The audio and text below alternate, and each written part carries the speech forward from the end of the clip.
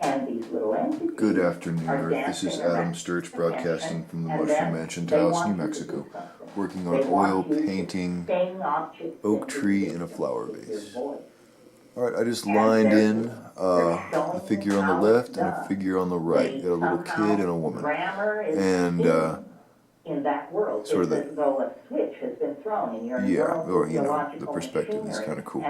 But anyway, I am going to just block in the basic color for them, and then beneath the horizon line, which I set in with a square, a straight edge, I'm going to do a bright light green through the majority of the lower composition and keep it kind of simple and gestural. Maybe fade it out a little bit at the top as it starts moving into the hills, which I kind of want a foggy horizon line. Also, just blocked again for like the 5th time in a week or 8 days or something from commenting, liking, or liking comments, not from posting, but all of my previous likes were disappeared for I don't know how many days or months or all of them all together. But anyway, so thank you all who have commented, considering your comments liked. I can't do shit, apparently, that won't get me blocked. Every time I use the platform, they block me for it. So anyway, continuing with work. If they delete my account, I'll be on other platforms. God on the body of nature, human language is the place to look. It is not anticipated in other forms of animal organization, and in us it reaches this excruciating level of expression. And with this, we have created culture, which is a virtual reality that we surround ourselves with, not only of ideologies, Marxism, democracy, monarchy, but buildings, highways, infrastructure.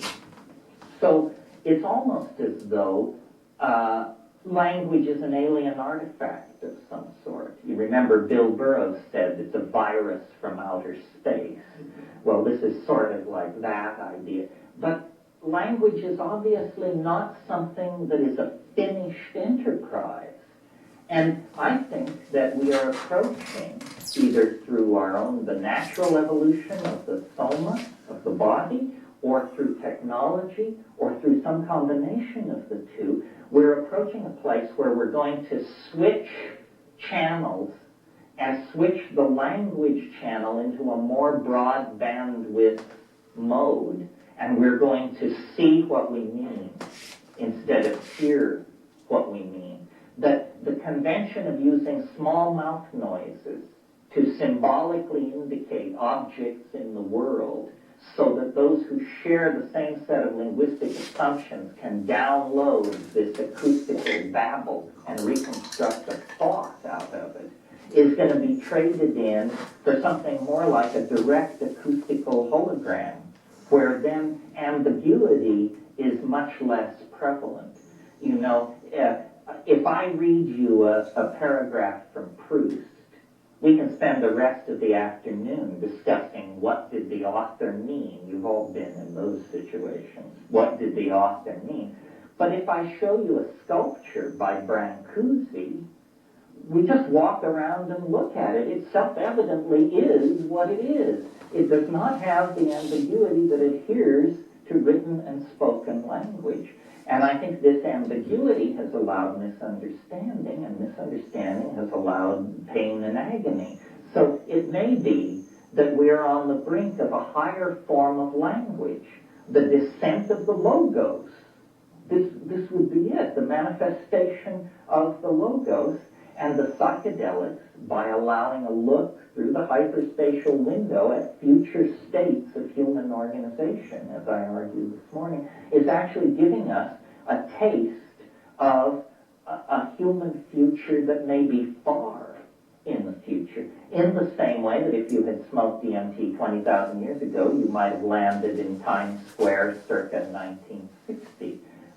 It's an insight into a future development in the physiology and mind of man, and makes it very suggestive then that DMT is being elaborated in our brains as part of normal metabolism. We have genes that produce DMT. Well, what if those genes were to be switched on in a more dramatic way then what would the quality of culture be? If culture is the serotonin trip, then what kind of culture would we live in if the serotonin were backed out in favor of a DMT-maintained neural substrate? I don't know, lots of hands up. You've been patient. Two questions pertaining to you said that when you take the correct amount of psilocybin and how it speaks to you in English, and I know this is you, sorry, but what about people who speak other languages? Are you saying that it speaks back to you so that you may understand? It speaks to you in your own language. Let me tell you a story which seems to me really a strange story, but it happened to me, so I'll tell it. When I first started growing mushrooms, I was testing all these batches and taking it quite a bit at the time. And one evening, I got locked into this voice thing, and it was singing a little song, and the song was something like this: da da da da da da da da da says, da da da da da da da says. It ended each line with the word says. So I thought, interesting. Then I went back and listened to Maria Sabina's Mushroom Velada, where she's singing in Tzotzil, which is a mountain Indian language of central Mexico. She's singing in Tzotzil, and the interlinear translation is right there on the page. Da-da-da-da-da-da-da-da-da, su. Da-da-da-da-da-da-da-da-da, su. This word means says in Sautal. So I thought, this thing can do it in any language. It is apparently omnilingual, yes. And?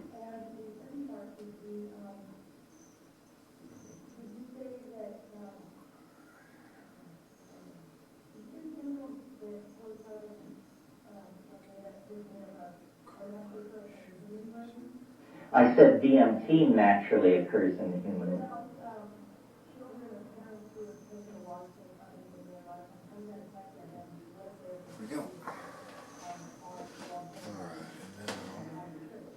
Well, there's a lot of anecdotal talk about this, but I don't think there's ever been a statistically coherent study. Coming out of the 60s, of course, there was a rash of LSD babies, and some of those LSD babies are now 19, 25 years old, and it's pretty small on frame. Let me zoom in so you can see what the hell I'm doing. I had to use a needle to fix his face. I fucked it up, and but it's never been kind of like a point of the dab of paint the idea on the end of a pointed brush was simply is working, but past that he's pretty small in the distance there. He's got his hands in his pockets in kind of an awkward, shy sort of pose, and very tricky to do that.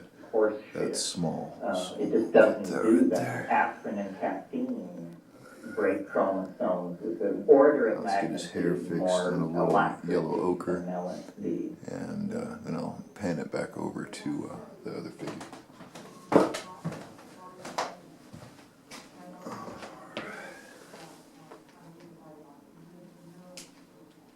That's right. My brother did a study, actually, Lawrence Rockefeller paid for much of it, a study of these maestres in Brazil, these Santo Daime people who've taken Unyal de Vegetal, these people who had taken ayahuasca weekly for 40 years, and they did blood studies and tissue studies, and they're fine.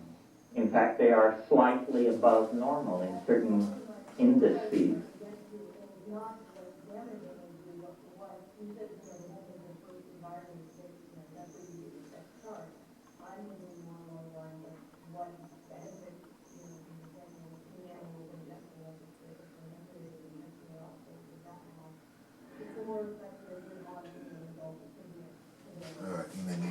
It just hasn't been studied. Many of these LSD babies were also born into very loving, communal, neo-archaic kind of settings, and they had lots of unconventional nurturing and raising too. So it's very hard to separate all these, to tease these factors apart. Yeah. I want to go back to the understand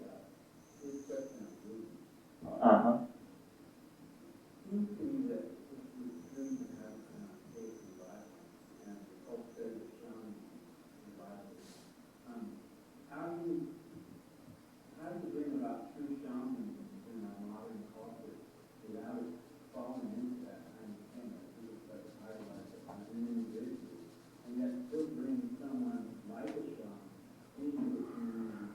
And religions try some, they often necessarily idealize like they are in early situations, but they're respected and they're thought of as being more learned, and they often have the archive of knowledge that often not everyone got at. Well, you know, Merciliad, in his great book on shamanism, he subtitled it The Archaic Techniques of Ecstasy. What a shaman is in command of are techniques, and they're not based on his personality. That's where it's different from the guru. If once the shaman has told you his techniques, he's told you all he can tell you. And you then have to apply the techniques. The ideology is fairly absent in shamanism at a practical level. It's basically about experience, not about an ideological preconception of things. The way I handle gurus is just to say, what can you show me? And then if you're told, well, you have to sweep up around the ashram here 12 years or so and do daily prostrations, and then we'll cut you in on the good, you just can pick up your knapsack and keep going. Because the real stuff is not hidden like that. When I went to South America and people said, I said, what can you show me? And they said, well, let's just sharpen our machetes and go out here into the woods a half a mile and cut some vine and bring it back and boil it up, and I'll show you what I'll show you. I'm very suspicious of lineages and secret knowledge and situations where somebody decides where somebody else is worthy to ascend to the next level, because, you know, man for man and woman for woman, there doesn't seem to be a more scheming, tawdry, and venal subclass on this planet than gurus. I mean, there may be some good ones, but my God, they keep bad company. Yeah. So, Brad, I was speaking up about, I heard what I am saying in my mind, synesthesia, sort of characteristics when you were describing the DMT, the hearing of colors or speaking words that became color. It clearly is a synesthesia. So, okay, so can that, and you might want to go into that for other people, but I'm really into this whole pretty young.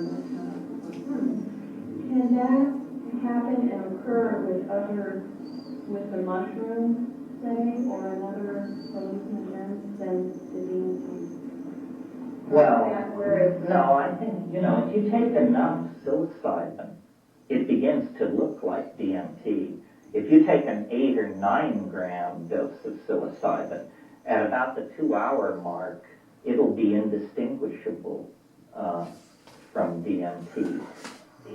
To address this question of synesthesia, obviously the world is a unity, and it arrives at the surface of your body as a unity of electromagnetic vibrations and light and so forth. But your senses break it up at that point. Your eyes tell you about light. That's a certain range of electromagnetic radiation. Your ears measure pressure waves in the air, the acoustical range. Your hands inform you about the tactility of the world, but the world is one thing. So it's almost as though the senses are reunified in synesthesia in a way that may have been originally intended and has for some reason fallen out of our physiological repertoire, or perhaps exists as a future state. But yes, tasting shapes, seeing colors, feeling music. There are people who have unusual neurological conditions who live in these kinds of spaces, and it's very hard to some of you may know the guy who wrote Oliver Sacks' book, The Man Who Mistook His Wife for a Hat. It's a wonderful book. And The Man Who Takes the Chase, that's right. Alright, so that gets him roughed in anyway. Still some shadow and some detail, but I don't know if you could see the needle operation or it was just my back, but that little spot in between his shoes there had to be done with a tip of a needle. That's how small he is.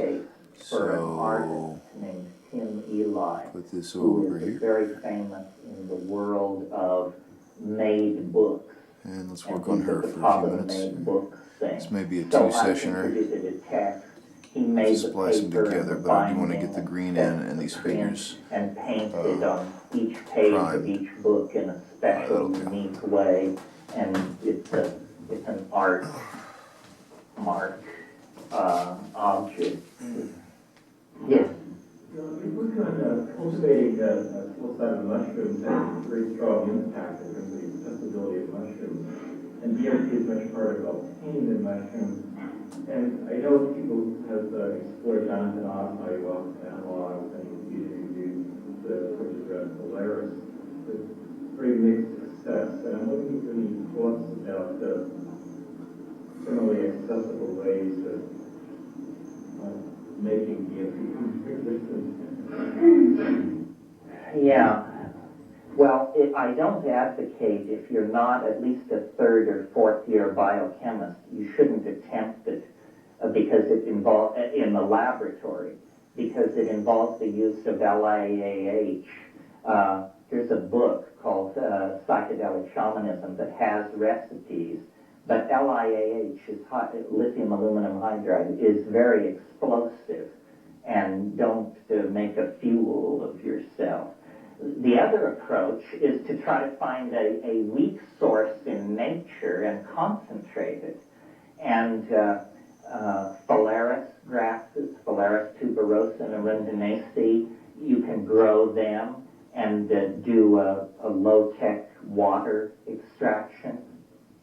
I'm not sure, nobody has ever handed me a gram of DMT created by these techniques. This is all sort of backyard theory, but in theory it should be able to do this. There's also a plant called Desmanthus illinoensis that grows in the Midwest that has a very high concentration of DMT in the root bark. It's interesting to talk about that plant for a moment because it's only been known that it contained DMT in the root bark for about 5 years, but it could have been used by the North American Plains Indians to produce some kind of a shamanic hallucinogen, but never was, as far as we can tell. And this is an interesting question, those of you who may be going on to ethnography or something like that. Why do some people use hallucinogens and not others? It simply isn't a matter of availability.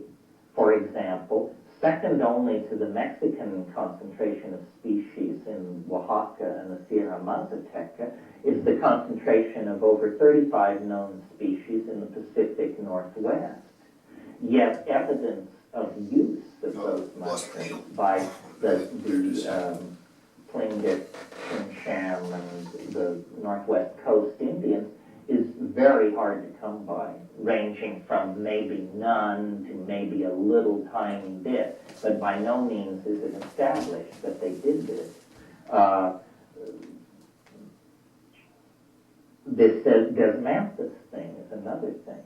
Why was it never utilized? This new chemical and plant that I talked about this morning has an interesting relationship to all this. Salvia divinorum, this Mexican mint that contains salvinorin alpha. It's used only by two fairly small language groups, the Tzotzil and the Tzoltal, and they call it hojas de la pastora, the leaves of the shepherdess. But when you ask them, well, what do you call it in Tzotzil? What do you call it in your language? They say, we have no name for this plant in our language. Well, that's impossible if they've been using it for any length of time at all. It seems to suggest And they say that this is a new plant. But what's puzzling about that is it's known from nowhere else on Earth. So is it that these people discovered this plant as recently maybe as 50 or 60 years ago, and having a tradition of plant use, they inculcated this one into it? There's a similar case in Africa. You probably all know about Iboga, Tabernacle Iboga, which is the only really major African alkaloid containing plant. And it's the basis of a religion in Gabon and Zaire called Bawiti. And interesting on this gender issue, just as an aside, this stuff is used to hold relationships together. It's well understood that that's what it's for, is to bond people. But, and these people who use it, the Fang people, they say they got it from the pygmies. But what's strange about Iboga is there is no record of anybody using it before 1870, anywhere. This is very puzzling because the Portuguese had been into West Africa since the 1440s and trading and buying slaves and bringing back artifacts and this sort of thing. No record of Iboga use before 1860. So we can't assume always that these things are ancient. There's a lot of controversy about peyote. Peyote, if you're not looked into the matter, you might assume this is this ancient hallucinogen. But in fact, most of the evidence argues that until the 1880s, Sephora secundifolia beans were the preferred shamanic intoxicant of the Rio Grande drainage. Well, now, today, Sephora secundifolia is considered a poison. It has cytosine in it. It's a terrible thing to take. This is another thing, and as long as I'm just riffing on these things, you have to realize that intoxication is a culturally defined situation. For example, in Madagascar, the Malagasy Republic, the large island off eastern Africa, there are no major psychedelics, but there are what are called ordeal poisons. These are plants where you take it, you think you're going to die, you beg to die, and then you get better and are fine. Well, people come out of that reborn, rededicated to their families and their professions and their position in society.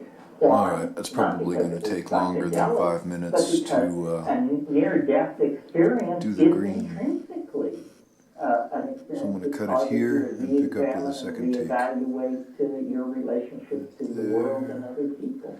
Yeah. Should do. Get zoomed up.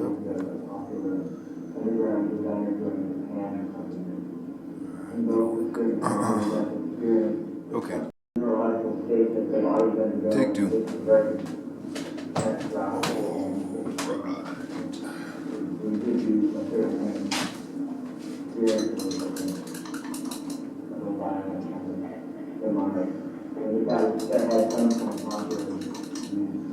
If it's not true, it probably will be in time.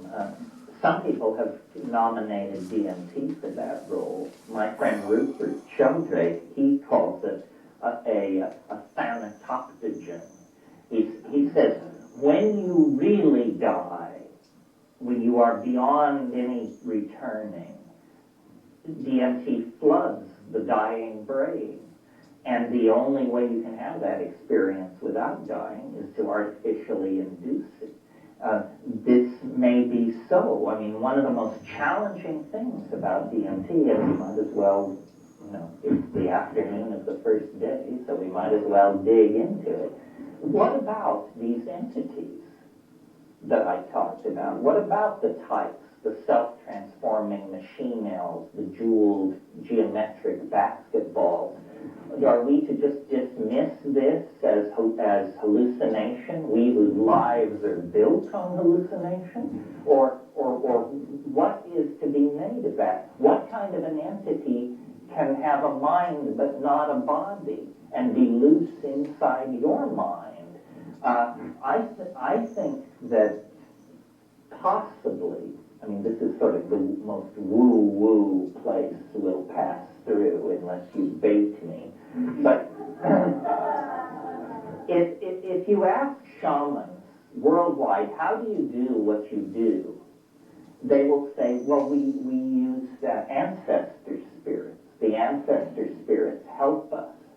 Well, you know, you may think you're countercultural, but most people hearing about ancestor spirits are able to dumb that down into, oh, these naive, charming Indians, you know, that sort of thing. But what if there is actually something which survives bodily death, that is actually continues to exist in a dimension which we would have to call mental or trans-real? And what if you can come and go from that dimension using shamanic techniques? Well, that is in fact what shamanism has always claimed to anyone who would listen. They say, you know, through the shaman passes back and forth through the same doorway through which the dead pass, but they do not return. The superhuman condition of the shaman, his or her ability to cure, to handle fire, to drive metal objects through flesh, all of this is to show that they are of both worlds, that they partake in the ontos of normal being, but they also partake in the ontos of transcendental being. And I think it would be the most astonishing cultural development of the last 500 years if we were to actually learn something about the after death that would strip away our materialist and cheerful assumptions that when you go into the ground you're nothing but compost. In a way, that belief has been the permission for all of our dumbing down and devaluing of ourselves, our society, each other, and the planet. The belief that, well, ultimately it doesn't amount to anything anyway. Well, what if ultimately you don't know what you're talking about? Then you have to come to terms with that. Yeah. Here's a couple of points you made. But then I want to say no, it's not quick after a period of time to sort of dry out.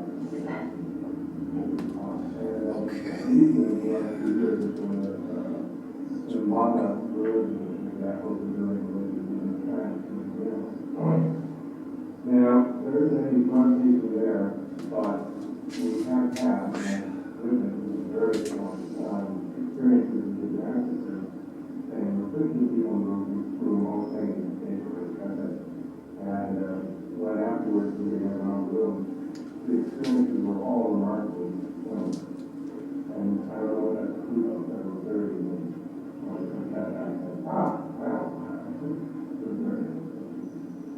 So I think there is an element of division, I don't know, with the change over time, etc. I believe that psychedelics open up the door for a lot of people. I think open the door is open, some people can access it pretty easily.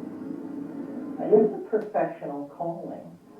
I mean, I think everybody should have a psychedelic experience, but to professionally dedicate yourself to a lifetime, you have to have a particularly intense 12th house configuration of some sort of thing. Yeah.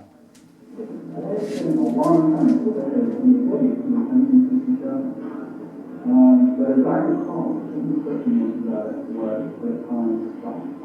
So that was my experience that I was in the state that time. And you get to this one, you had similar kinds of experience like you did. If you can concur with that. And I want to get to the question about well, first let me deal with the timing. This metaphor that I tried to put out this morning about how the shaman goes to hyperspace and therefore can see next week's weather, next week's hunting, who's going to recover from illness and who isn't. what going into the fourth dimension means is all time becomes co-present. You know, there's that piece of doggerel poetry, I dreamed I saw eternity the other night, an endless golden ring. In other words, eternity is all time in a completed form. And I think, you know, timelessness, stopping the world at Castaneda's, that this is an indication that you have truly crossed the boundary out of three-dimensional. Alright, so now zoom out a little bit and hit the rest of the ground and around the right side of the base too. I can't say enough about this because I think this is the key. That life is a process that conquers dimensionality. It always has been. The earliest forms of life were fixed slimes. They had no motility. They had an existence as points. Later, they acquired motility, the ability to swim around, and were aware then of the concept here and there.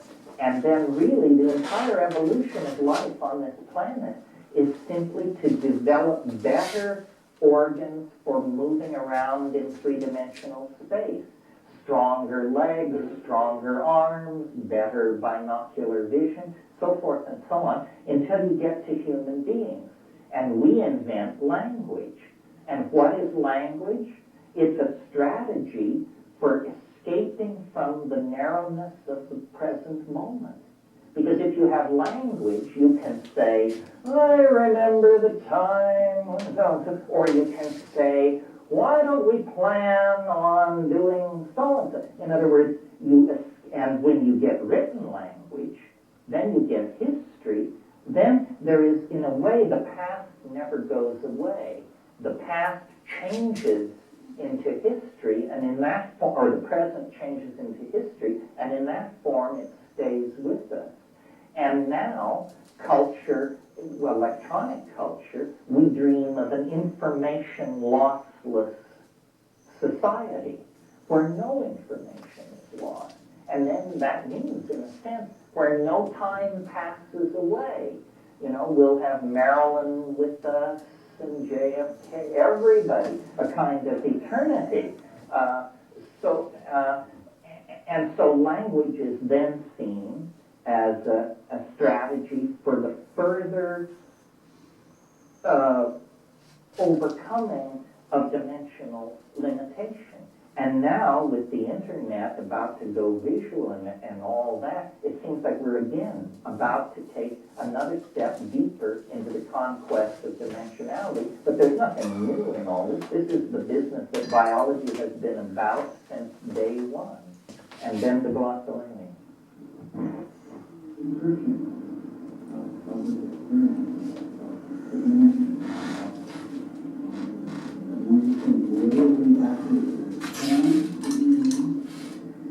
There's a feeling, it's, not to be crude, but it's somewhat like a belch or something. It's like a bubble or something moving up.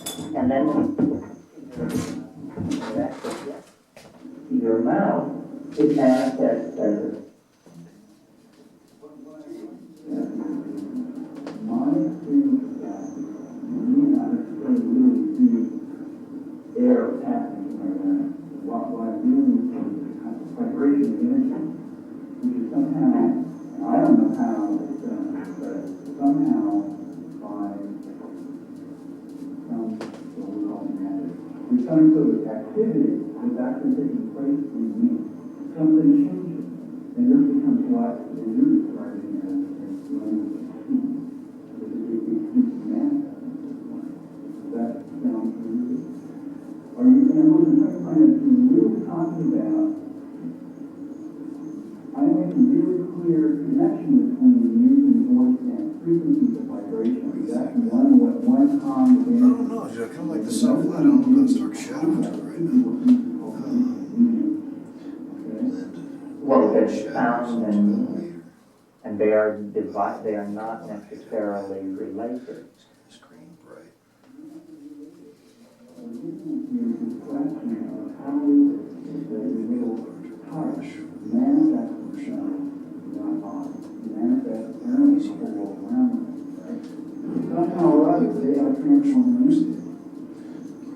Yes, I mean, I always, my technique or my intellectual style, though it may not seem like it, is to always seek for a rational explanation first. And then from there, more and more exotic explanation. So I was really floored by this type thing, because that seemed to me unambiguously not something which was supposed to happen in the universe as I was told it. That there were supposed to be small, non-human intelligences leaping in and out of my chest. And one idea that's occurred to me, and since some of you are interested in psychology, it's maybe worth talking about, plus we get to inject a buzzword here, which is, as you know, it is now understood that we are really not one person. We have many personalities. A multiple personality disorder is simply when you manifest this on a level that irritates other people. Multiple personality order is when you have them all lined up in a row and the right ones always talk to the same people, and so the illusion is maintained. Well, in the same way that, you know, if you had a big mirror, you look in the mirror and you see a reflection of yourself. But now if you lift the mirror up and bring it down on the ground and shatter it, what you see now is not a shattered reflection of yourself, but hundreds of little reflections of yourself, each one whole. Well, may it not be then that what DMT does is it shatters the illusion of the self and says, you're not a self, you're a tribe of selves. And here they are, dancing, performing, singing. They are the fractal adumbrations of the personality. That was the buzzword that I wanted to get in. They are the fractal adumbrations of personality. That's one possibility. The other possibility, souls, like I said, an ecology of souls. That is the conservative explanation.